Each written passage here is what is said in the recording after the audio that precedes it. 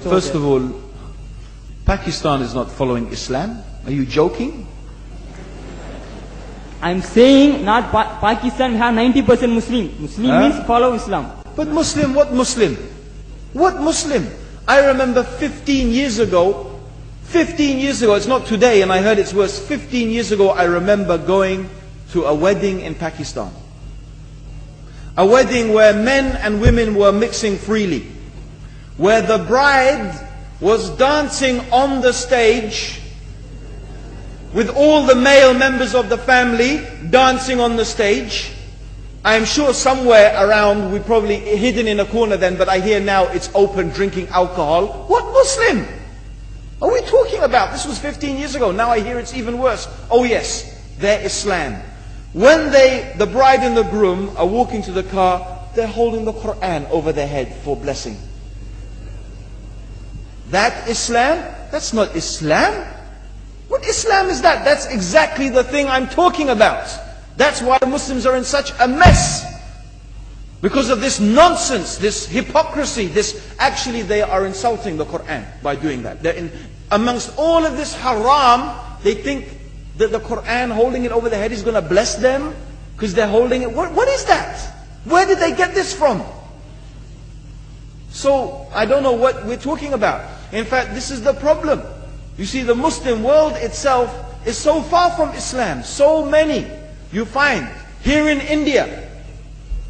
Well, I know it's not a Muslim country, but there are lots of Muslims here.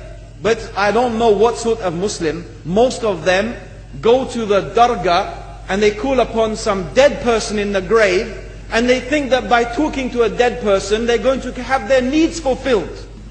What's the difference between that and worshipping an idol? There's no difference, believe me. It's shirk.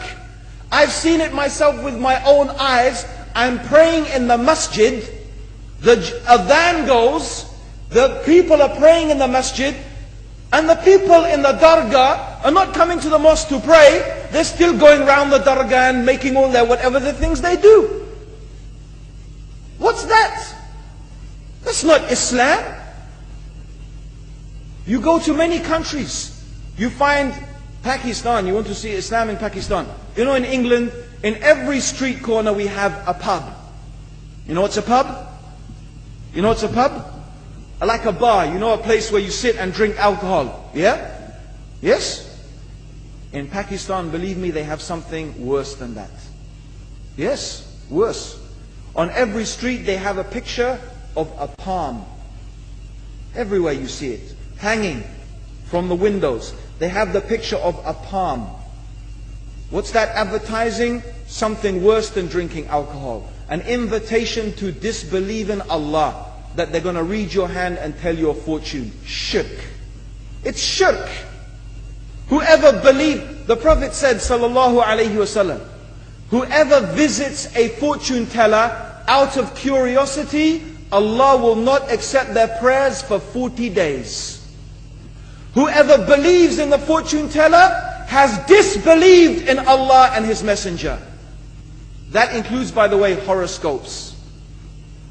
Yet you see in Pakistan, a picture everywhere of a hand. Worse than a pub. Worse than a pub. It is better to drink alcohol than make shirk with Allah.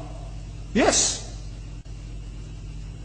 So this is the Muslim countries. You will not find one except they are not doing magic and shirk and kufr, or except maybe one or two you will find. So this is the state of the Muslims. So no wonder we're in the confusion and the chaos. So these are not good examples. And this is really, in fact, the very reason that I'm saying why we are in such a big mess.